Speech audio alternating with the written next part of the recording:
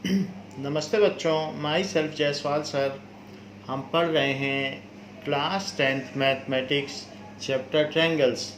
Last class में हमने exercise 6.6 के फिफ्थ क्वेश्चन तक कर लिया था। Now we will start with question number 6।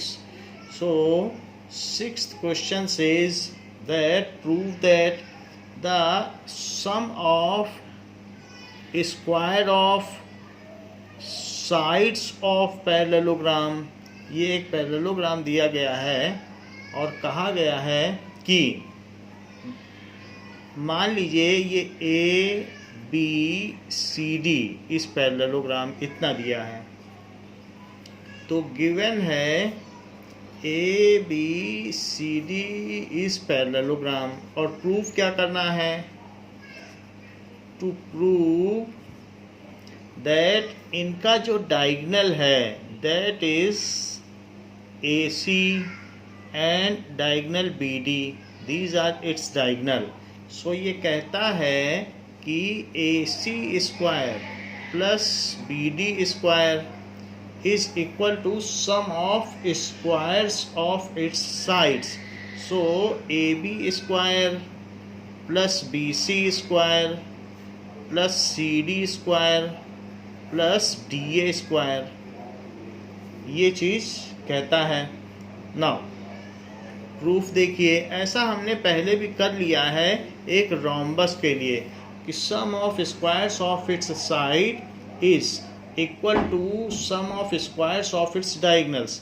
Now we will prove it for a parallelogram. So for that draw perpendicular, तो यहाँ पर आप एक परपेंडिकुलर ड्रॉ कर लें जो कि सी ई है, ये परपेंडिकुलर ड्रॉ कर लिया, और एक और परपेंडिकुलर ड्रॉ कर लें जो कि डी एफ है। So draw perpendiculars, draw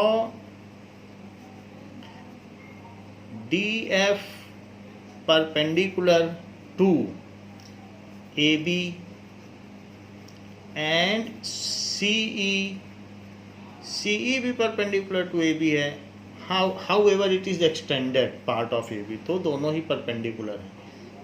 now it is easy to prove that कि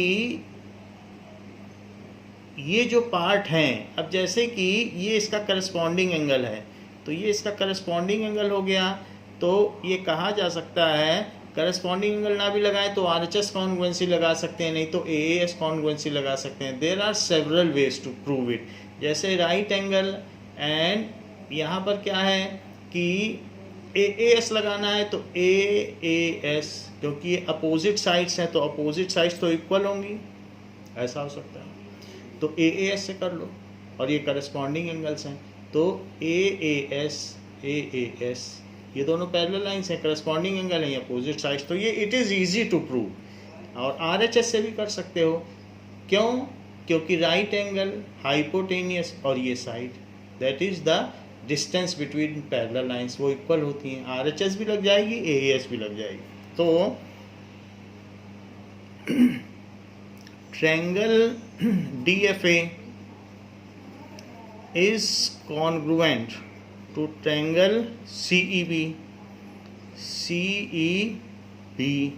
ऐसा बाई AAS कॉन्ग्रुएंसी। AAS ये मैं शो नहीं कर रहा हूँ, आप खुद कर सकते हैं। Congruency, it can be shown that both are congruent. अब जरा देखें कि इसे आप 1 डाल लें। इतना करने के बाद आपको जो चीज़ कही गई है लेफ्ट पे ध्यान देना है, AC स्क्वायर और BD स्क्वायर। तो AC स्क्वायर क्या होगा, इस ट्रायंगल को ले लें, इन ट्रायंगल AC स्क्वायर क्या होगा, it is AE square plus CE square. So AE square plus CE square, लेकिन AE क्या है, हमको तो AB चाहिए ही, तो AB प्लस BE लिख दीजिए प्लस CE स्क्वायर। क्यों? क्योंकि AE क्या है, AB प्लस BE, और इसको आइडेंटिटी लगाकर खोल लें, A B square plus B E square plus 2ab B E plus C E square, तो ये ए सी स्क्वायर हो गया। This is equation number 2। ऐसा पाइथागोरस थ्योरम से हुआ है, पाइथागोरस थ्योरम। और इन ट्रायंगल, एक तो हमें ए सी स्क्वायर चाहिए और एक बी डी स्क्वायर चाहिए, तो इस पर भी आप एक वो लगाइए। सो बी डी स्क्वायर यानी डी बी एफ में, in triangle D B F. So B D square क्या होगा, बी डी स्क्वायर होगा that is D F square plus B F square. ये डी एफ स्क्वायर और B F square इन दोनों को लिख लिया, ये भी पाइथागोरस थ्योरम से होगा। Pythagoras theorem. अब देखें बी एफ क्या है, बी एफ ए बी में से ए एफ हटा दो तो बी एफ आ जाए, ए बी में से ये चीज़ हटा दो तो बी एफ आ जाए। So A B minus B F, और डी एफ क्या है, सी ई, ये इसकी सी पी सी टी से आ जाएगा, क्योंकि डी एफ क्या है, सी ई, यहाँ सी ई है तो हमें यहाँ भी सी ई ले आना चाहिए। सो डी एफ की जगह लिख लीजिए C E square from C P C T of 1। इसकी सी पी सी टी से जो डी एफ स्क्वायर है वो सी ई है। आप अलग से भी लिख सकते हैं कि D F is equal to C E, तो वो चीज़ हमने डाल दी है। बी एफ भी हमें नहीं चाहिए, क्यों, क्योंकि इस इक्वेशन में कहीं बी एफ नहीं आ रहा है। तो आप ऐसा कर लें कि एक ए बी है और एक है A B minus A F, B F तो गलत लिखा है, A B minus A F, A B minus A F करोगे तो बी एफ आ जाएगा। तो ए एफ की जगह क्या लिख सकते हो, क्या इसकी भी कोई सी पी सी टी बनती है, हाँ, ए एफ की जगह बी ई लिख सकते हो। So A F is equals to B E. ऐसा करने से both the equations are equivocating, तो यहाँ जो ए एफ है उसकी जगह आप बी ई लिख दें, बिल्कुल एक जैसी इक्वेशन हो जाएगी। So it is A B minus, देखिए ए एफ की जगह बी ई लिख रहा हूँ, बी ई का स्क्वायर और प्लस सी ई का square, that is equals to B D square. तो बी डी स्क्वायर किसके इक्वल हो गया, बी डी स्क्वायर हो गया A B square plus B E square minus 2ab B E और प्लस सी ई स्क्वायर। ये equation third हो गई। सेकंड और थर्ड को जोड़ने पर, so adding equation 2 and 3, add equation 2 and 3, तो इन्हें जोड़ लें आप। तो इधर लेफ्ट में क्या क्या आएगा, A C square plus B D square, जबकि राइट में अगर आप ये वाली इक्वेशन ध्यान दें, कहाँ गई सेकंड, ये देखिए, ये सेकंड इक्वेशन हो गई और ये थर्ड इक्वेशन हो गई, इन्हीं दोनों को ऐड किया जा रहा है। तो इन दोनों में 2ab स्क्वायर आएगा, 2ab स्क्वायर और 2be स्क्वायर आएगा, जबकि ये दोनों आपस में कैंसिल हो जाएंगे अपोजिट साइन के साथ, और 2ce स्क्वायर आएगा, 2ce स्क्वायर। तो 2be स्क्वायर 2ce स्क्वायर, अगर इन दोनों में 2 कॉमन ले लिया जाए तो be square plus c square क्या बनता है, b square plus c square. So 2ab square तो ठीक है, इसका 2 कॉमन ले लो, तो B square plus C square बनता है बी सी स्क्वायर। देख लीजिए, B square plus C square is B C square. तो ये पाइथागोरस थ्योरम से होगा। It is 2ab square plus 2bc square. ऐसा इसलिए होगा क्योंकि इसमें ये जो पैरेललोग्राम है, तो ये चीज़, और यहाँ से आपने परपेंडिकुलर डाला, तो ये जो BC है और ये ABCD and this is F। तो यहाँ पर BE square plus CE square, BE square plus CE square क्या हो गया, BC square. Now it can be written as, जो राइट हैंड साइड उसे कैसे लिख सकते हैं, इसको लिखा जा सकता है कि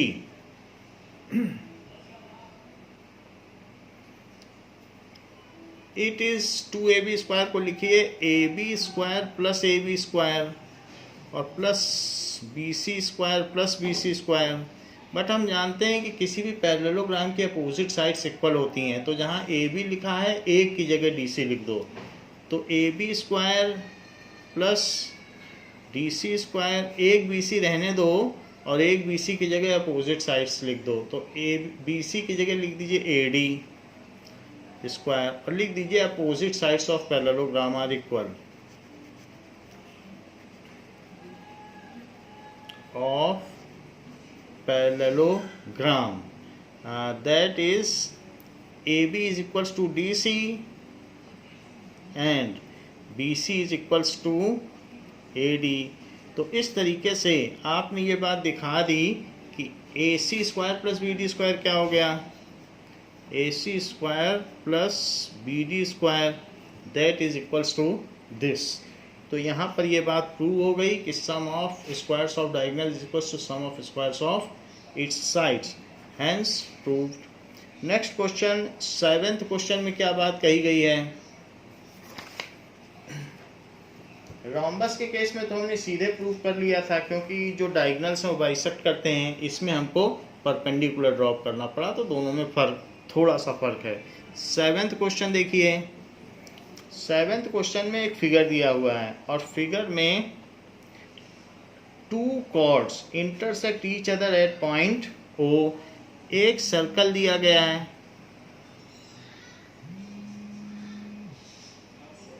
now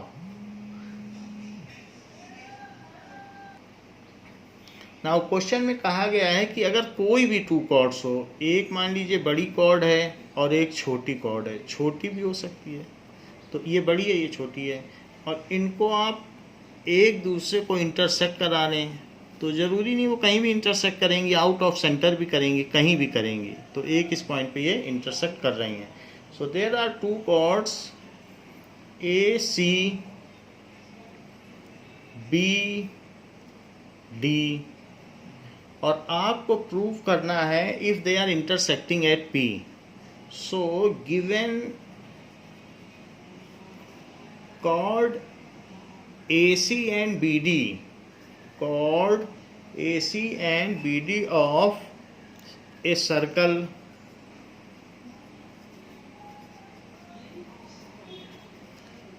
intersect at P,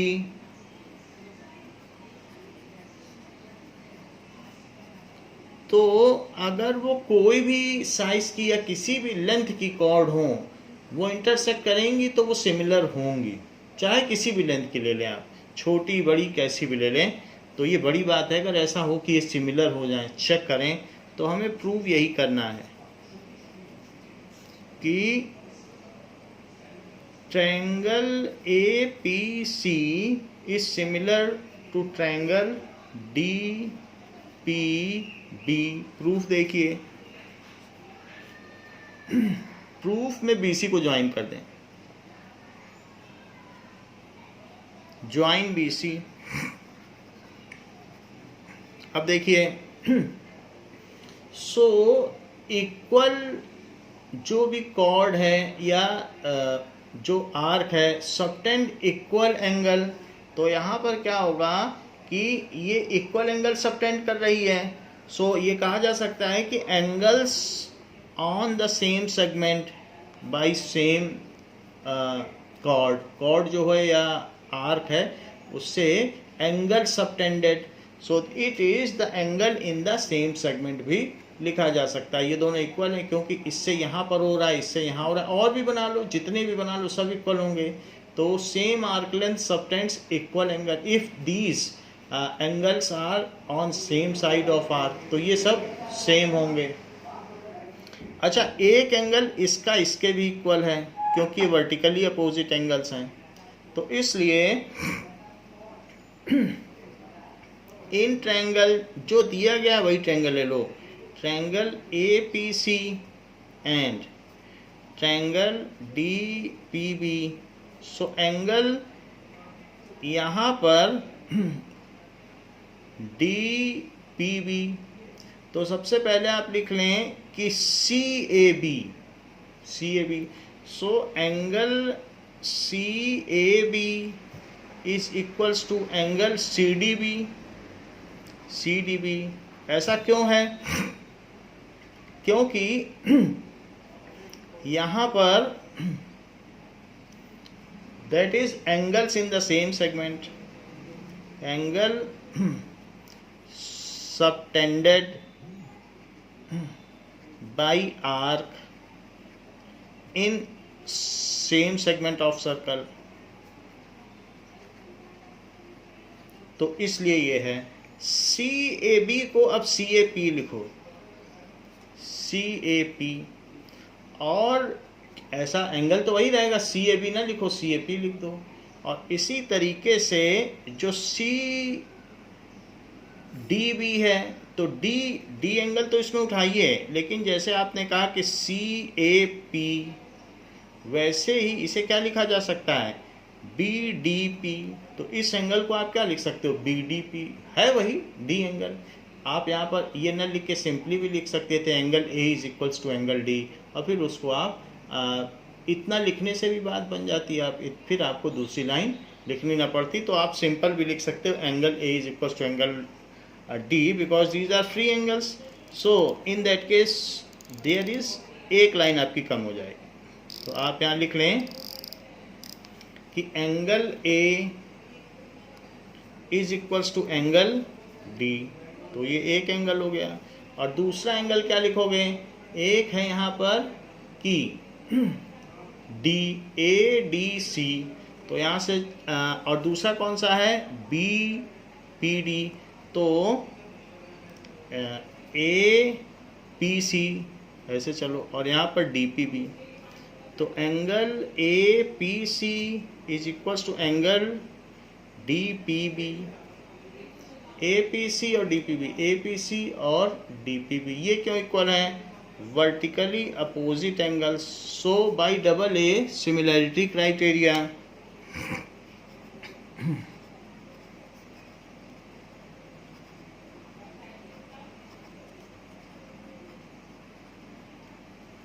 double A similarity criteria से क्या हो जाएगा कि ये दोनों ट्रायंगल सिमिलर हो जाएंगे, और यही प्रूफ करना था। So these are similar. Next is 8th question। इसी का एक और भी पार्ट है, तो इसका एक सेकंड पार्ट ले लें। So this was the first part and what is the second part? तो ये फर्स्ट पार्ट में प्रूव करना था आपको। और सेकंड पार्ट क्या कहता है, सेकंड पार्ट में ये कहता है APPB। So to prove APPB, so APPB is equals to CPDP, ये चीज़ है। तो ये सब चीज़ें आपको इसमें ढूंढनी पड़ेंगी प्रूफ के लिए। तो triangle APC is similar to triangle DPB. It is proved in part 1। अब देखो AP तो चाहिए, तो AP ले रहे हो तो DP ले लो, AP by DP, और PB भी चाहिए और CP भी चाहिए, तो CP ले लो। CP लेने से आपको PB भी मिल जाएगा। It is equals to CP by BP, और इनका मल्टीप्लाई कर दो, तो ये चीज़ क्या हो जाएगी, now APBP is equals to CPDP। तो हमने इन ऑर्डर लिया है, जैसे जो था उसी तरीके से लिया। ए पी, तो देखिए इधर A P by D P और C P by B P, तो उसी ऑर्डर में लिया है, उसी ऑर्डर में लिखा है। ऐसा क्यों है? That is sides opposite to similar triangle, sides of जो भी corresponding sides of similar triangle. So these are corresponding sides of similar triangles. तो ये हो गया, और फिर उसके बाद ये प्रूव हो गया। अब देखें 8th क्वेश्चन में क्या कह रहा है। 8th क्वेश्चन में कहता है कि 2 कॉर्ड्स, एक सर्कल दिया हुआ है और इसमें ये बात कही गई है कि 2 chords of a circle intersect at point P। ऐसा भी हो सकता है कि जो कॉर्ड्स हैं वो बाहर इंटरसेक्ट करें। ज़रा चेक करें कि ऐसा कैसे हो सकता है। तो एक मान लीजिए कॉर्ड ये है और एक कॉर्ड ये है, तो ये बाहर भी इंटरसेक्ट कर सकती हैं। कैसे? आप इसमें एक लाइन ले लें, ऐसा फिगर में दिया हुआ है। सो दे में इंटरसेक्ट आउटसाइड, और इससे भी लाइन ले लें तो दीज में इंटरसेक्ट आउटसाइड ऑल्सो, तो ये यहाँ इंटरसेक्ट कर रही हैं। नाउ तो there are 2 chords, this is AC और BD, ये है, and they intersect outside the triangle, ये सर्कल। तो इसमें आपको ये प्रूव करना है, गिवन क्या है कि AC and BD are 2 chords of same circle, intersect at P which lies outside of circle.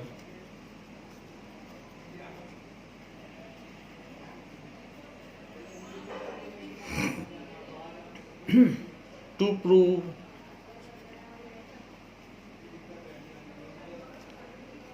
क्या करना है, इसमें भी 2 पार्ट हैं। फर्स्ट पार्ट में प्रूव करना है PAC, एक है PAC और दूसरा है PDB। तो PAC को PDB के सिमिलर प्रूव करना है। Triangle PAC is similar to triangle PDB। Let us prove it.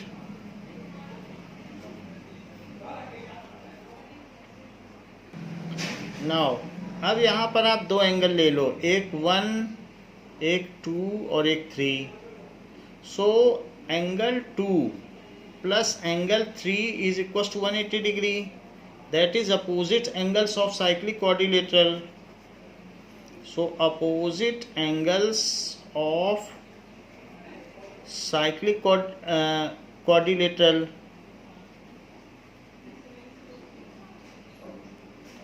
और 1 + 2, तो 1 + 2 क्या है 180 डिग्री। ये लीनियर पेयर से होगा, लीनियर पेयर ऑफ एंगल्स, तो ये लीनियर पेयर हो गया।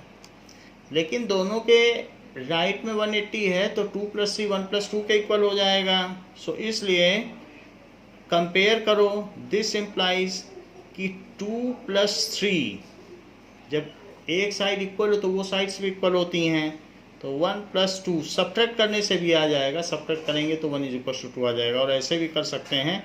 सो 3 = 1, तो 3 = 1 और यहाँ पर 2 एंगल एलिमिनेट हो जाएगा, 2 से 2 कट गया और 3 1 के इक्वल आ गया, तो 3 = 1। अब जरा देखें, जब 3 और 1 इक्वल है तो जो PAC होगा वो PDB होगा, ऐसा होगा। Now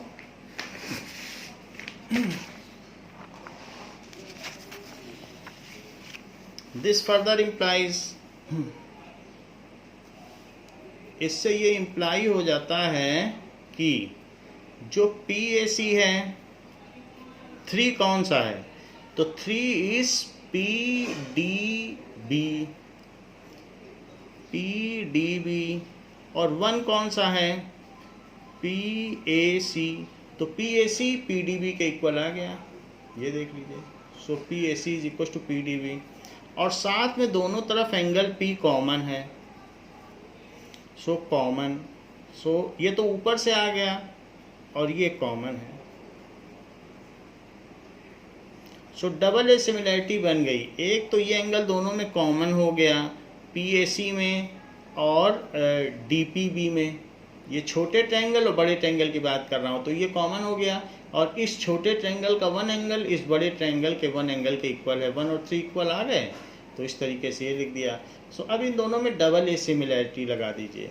सो इन ट्रायंगल, जो ट्रायंगल दिया है वही ले लीजिए, इन ट्रायंगल PDB, चूँकि हमने D के पहले एंगल लिए हैं, so in triangle PDB and triangle PAC using double A similarity,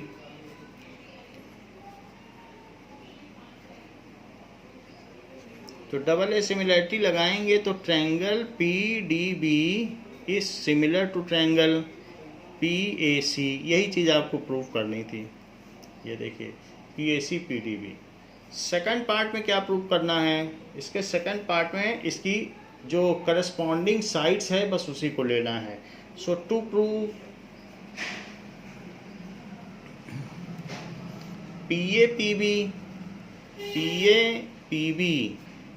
is equals to PCPD. Now proof triangle PDB is similar to triangle PAC, proved in part 1। तो part 1 में prove किया है, जो चीज़ यहाँ है वही ले लो, PA, तो PA लोगे तो PD आ जाएगा, सो PD बाई PA। और क्या चाहिए, PB, तो PB ऐसे ले लो तो यहाँ PC आ जाएगा, सो PB अपॉन PC, तो PD PC ये एक साथ आ जाएंगे, इसको ऊपर ले जाओ, तो PCPD is equals to PA dot PB, hence proved. तो ये प्रूव हो गया और यहाँ लिख लें कि corresponding sides of similar triangles, corresponding sides of similar triangles हो गया। अब देखें next is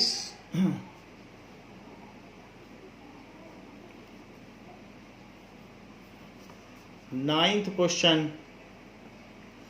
so ninth question में भी फिगर दिया हुआ है और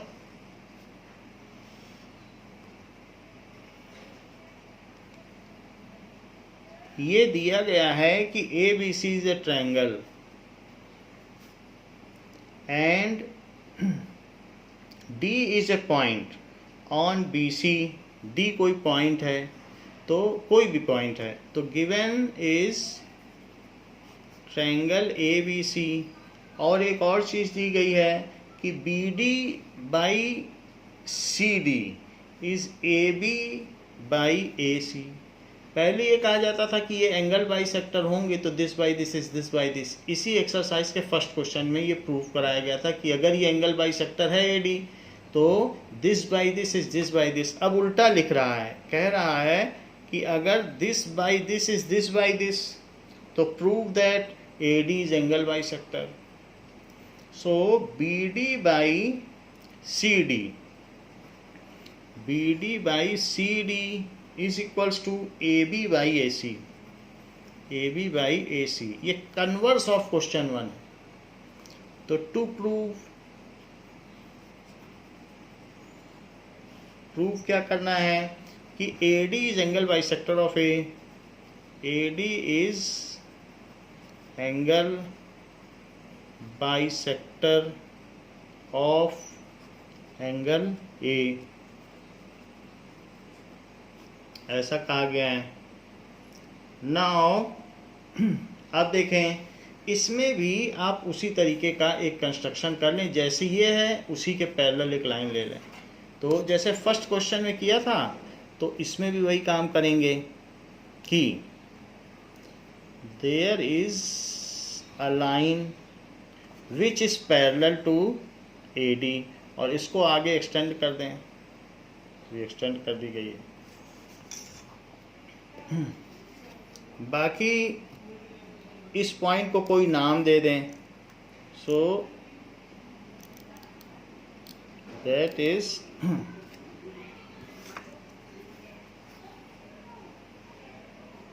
ये AD है और ये इट इज, इसको कोई पॉइंट ले लें CP।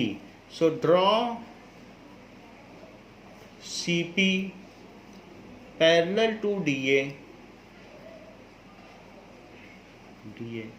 और अब देखिए नाउ इसमें हम एक काम करेंगे कि ये जो हमने इसके पैरेलल ली है, तो पैरेलल नहीं लेंगे, हम ऐसा करेंगे कि extend BA up to P, so that just उसका उल्टा कर रहे हैं। पहले इसमें पैरेलल ली थी, अब पैरेलल प्रूव करेंगे। सो ये चीज़ नहीं लेंगे, हम एक्सटेंड करेंगे so that AC is equal to AP and then join PC।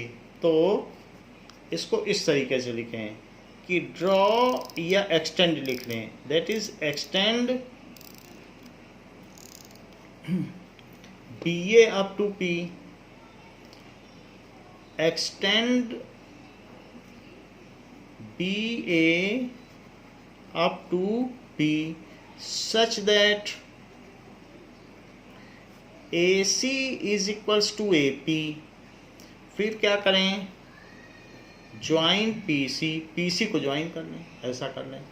पहले पैरेलल लिया था, पैरेलल प्रूव करेंगे। अब देखिए इस तरीके से हमने AC AP के इक्वल लिख लिया है, तो हम यहाँ पर AC की जगह AP लिख भी सकते हैं, ये बाई कंस्ट्रक्शन है। So BD by CD is equals to AB by AC, ये गिवन है, और BD by CD is equals to AB by AP लिखा जा सकता है। सो AB बाई AP, तो BD by CD is AB by AP। अब ये कन्वर्स ऑफ BPT बन जाएगी कि अगर उसके करस्पॉन्डिंग साइड्स प्रोपोर्शनल हों, तो जो लाइन सेगमेंट डिवाइड करता है अदर टू साइड्स को, वो इसके पैरेलल होगा। ये कन्वर्स ऑफ BPT बन जाएगी। सो ये हमने क्यों किया, ये बाई कंस्ट्रक्शन है कि AC is equal to AP।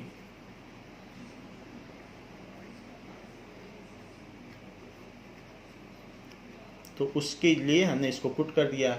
Now in BCP triangle, BC और ऊपर वाला point P, so in triangle BCP applying converse of Thales theorem, apply converse of BPT भी लिख सकते हो या थेल्स थ्योरम, जो भी लिखना चाहो।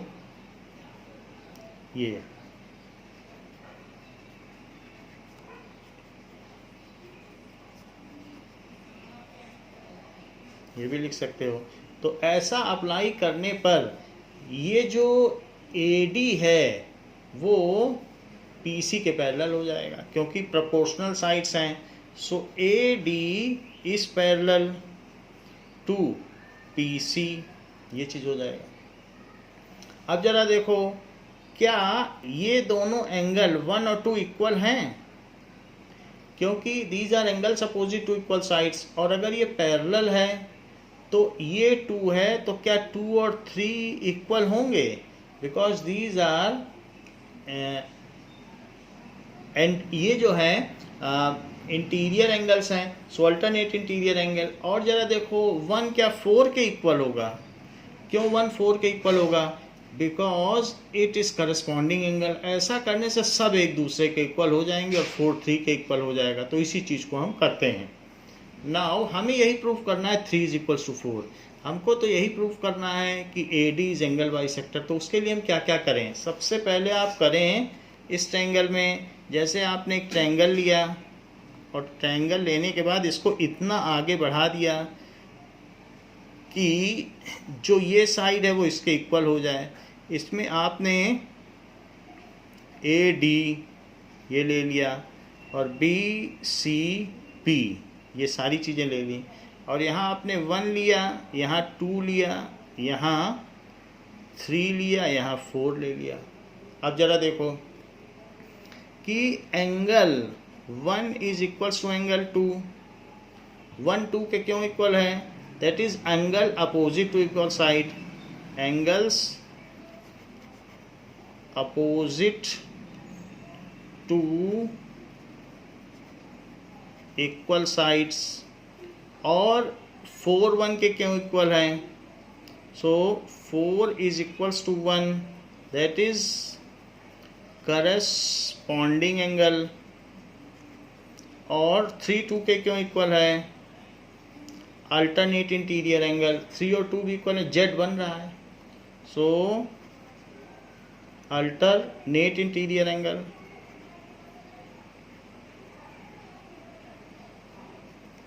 अब जरा देखो कि जब ये सारी चीज़ें इक्वल हो गई तो 1 2 के इक्वल, 2 3 के इक्वल और 1 4 के इक्वल, तो सभी तो एक दूसरे के इक्वल हो गए। तो इस तरीके से this implies 1 is equals to 2 is equals to 3 is equals to 4, ऐसा है।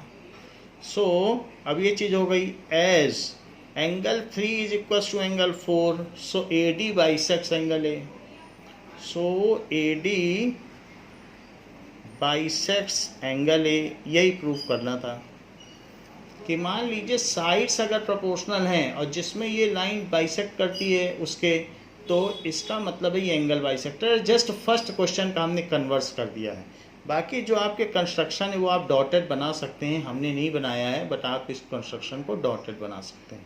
तो जो इंडिविजुअल कंस्ट्रक्शन है वो डॉटेड बनाने चाहिए। अब देखें क्वेश्चन नंबर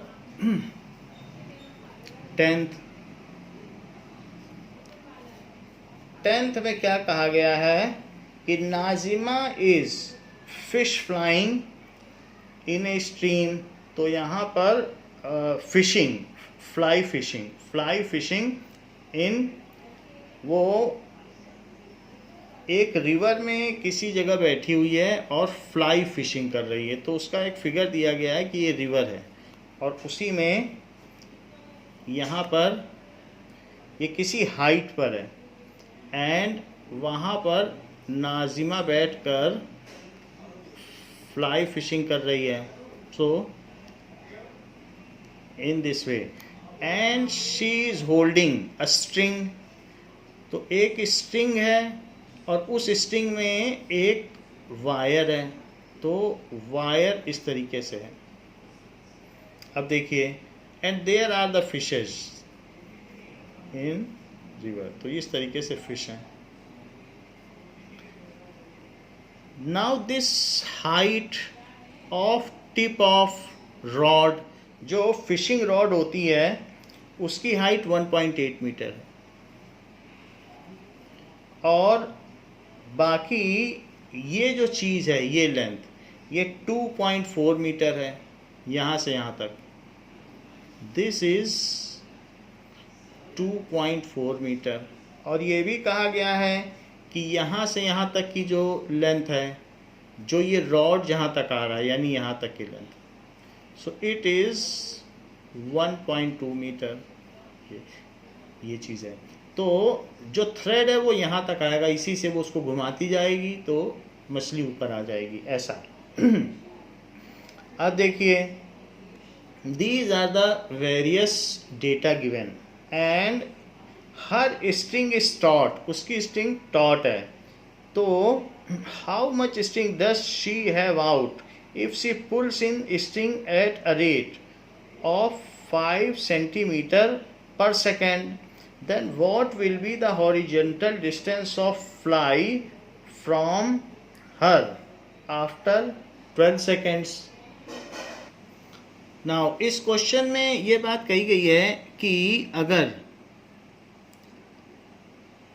ये जो स्ट्रिंग आउट है, तो अभी पूछा गया है कि अभी इसकी स्ट्रिंग कितनी आउट है। ये स्ट्रिंग यहाँ तक हो सकती है, जो एक जनरली फिशिंग नेट होता है, तो वो ये फिशिंग रॉड, तो उसमें एक थ्रेड होता है जिसको यहाँ से पुल किया जा सकता है, तो ये पुल किया जा सकता है, और यहाँ पर एक हुक रहता है, तो इसके बाद जो होता है वो आउट होता है, और इस पर रोल रहता है। तो अभी अगर रॉड तक जो लेंथ है तो कोई भी लेंथ आउट नहीं है, लेकिन अगर इसके आगे निकल जाती है ये रॉड के आगे की लेंथ, तो उसको कहते हैं कि that is the string out. ये अगर ऐसे निकल जाएगी तो आउट है, तो इसको कहा जाएगा कि आउट है। तो इस समय इसकी स्ट्रिंग आउट इतनी है, जब तक रॉड के एंड पे है तब तक कोई स्ट्रिंग आउट नहीं है, तो ये स्ट्रिंग आउट है। That is A B C, और ऐसे लिया जा सकता है, तो string out is A B, और ये 2.4 है, तो एक ये रेक्टेंगल माना जा सकता है यहाँ से यहाँ तक, जिसकी की लेंथ 2.4 मीटर है, क्योंकि ये दिया गया क्वेश्चन में। तो इस पर एक आप पाइथागोरस थ्योरम लगा दो तो स्ट्रिंग आउट पता चल जाएगी। Let string out is A B, तो यूजिंग पाइथागोरस थ्योरम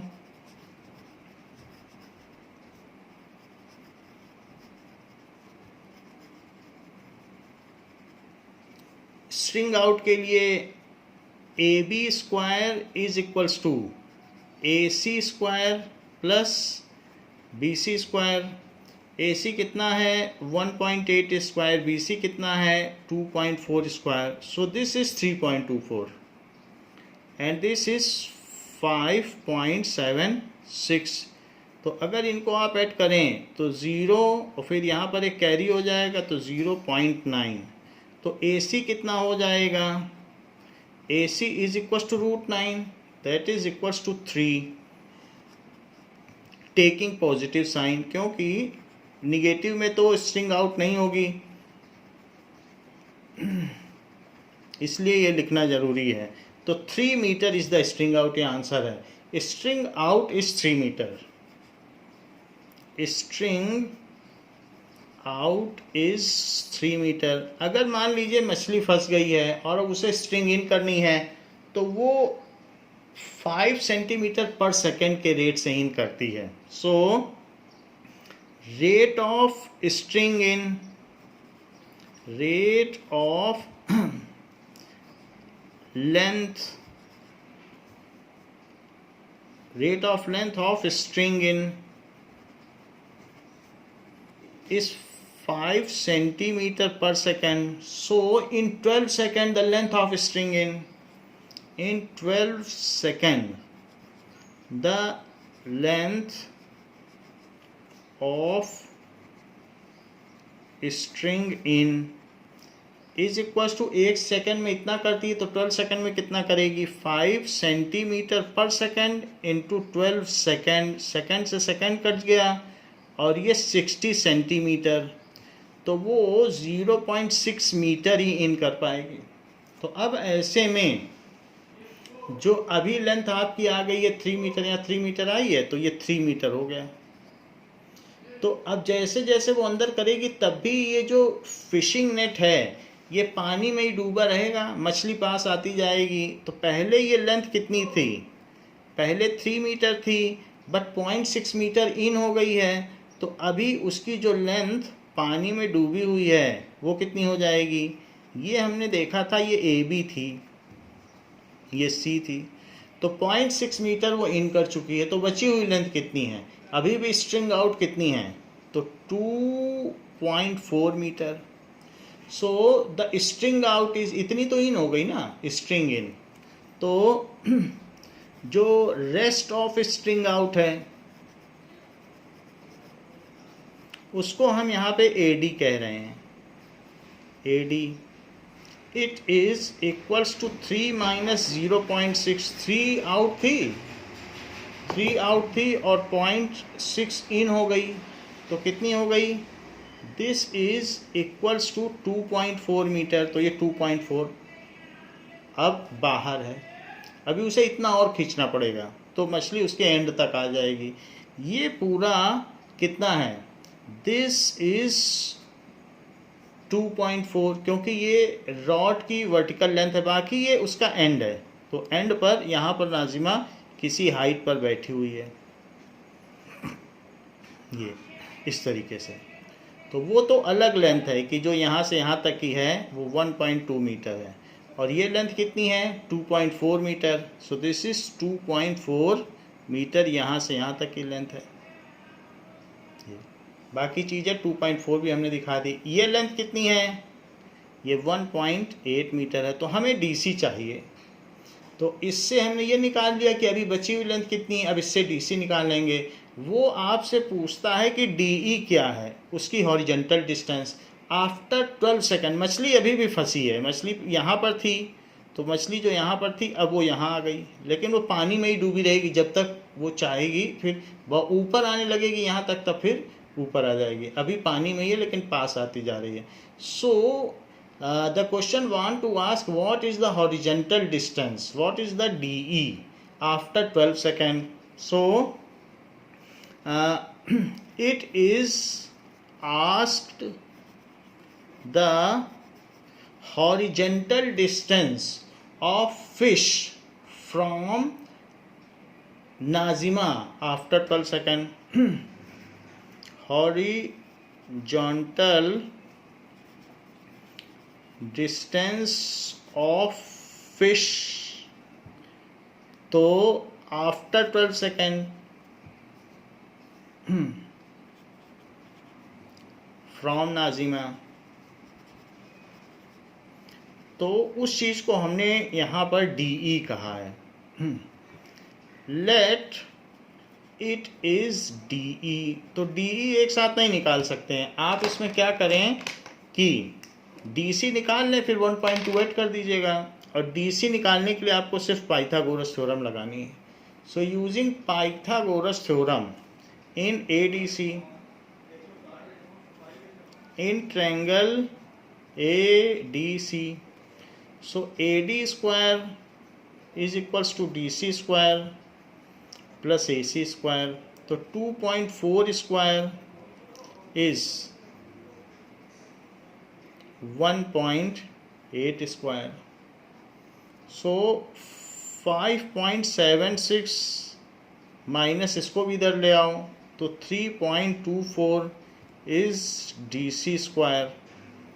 ये देख लीजिए, तो इनको अब आप सब्ट्रैक्ट कर लें, तो सब्ट्रैक्ट करने से क्या आएगा, 6 में से 4 गया 2, 7 में से 2 गया 5, और यहाँ पर 2.52 आ गया, और इसका रूट ले लें सब्ट्रैक्ट करने के बाद, तो ये डीसी लेंथ आ जाएगी।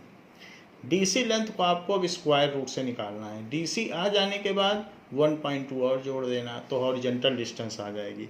सो 2.52 का स्क्वायर रूट ले लें, तो डेसिमल के पहले अलग पेयर बनता है और डेसिमल के बाद अलग, तो 1 1 जा 1 एंड इट इज़ 1, इन दोनों को ऐड कर लो, तो यहाँ 2 आ गया।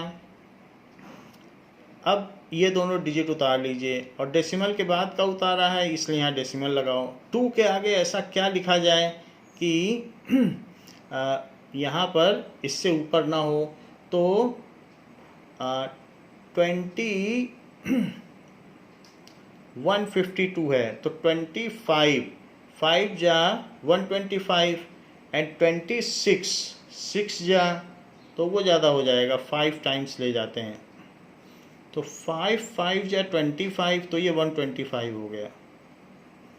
ऐसा करने पर कितना बच जाएगा, दिस इज 27, तो 27 बच गया। अब 5 इसके नीचे लिखो, तो 5 इसके नीचे लिखा जाएगा तो 30 हो जाएगा, और 30 के आगे यहाँ क्या लिखा जाए, और यहाँ 2 0 बढ़ा दीजिए, सो इट विल बी 3 8 या 24, 8 टाइम्स जा सकता है, तो 1.58, 8 8 जा 64 और 8 3 जा 24, तो यहाँ कितना बच जाएगा, this is equal to 36 and this will be 6, तो 236। अब इस 8 को इसके नीचे ले लो, तो 8 इसके नीचे लिया जाएगा, तो 316 और जो डिजिट यहाँ लिखो वही यहाँ लिखो। तो इस तरीके से आप 3 है तो 3 8 या 24 तो नहीं जाएगा, 7 टाइम्स ले जाओ, 7 टाइम्स चला जाएगा क्योंकि 3 7 या 21 होता है। तो इस तरीके से 1.587 हो जाएगा। So it is 1.587। Now 1.587 metre is equal to DC। तो अब ये आ गया, तो what is DE? DE is equals to DC plus CE। तो DC कितना है 1.587 और CE कितना है 1.2। इन दोनों को ऐड कर लो तो पता चल जाएगा कि हॉरिजेंटल डिस्टेंस क्या है। It is 2.787 metre. So the distance of tip of string, इसे आप राउंड ऑफ करके 2.79 भी लिख सकते हो। Now rounding off this value we will get that is 2.79 meter. So the horizontal distance between tip of string and the Nazima is 2.79 meter. So horizontal distance between tip of hook जो fish hook है and Nazima is 2.79 meter. So it is the concluding statement regarding this.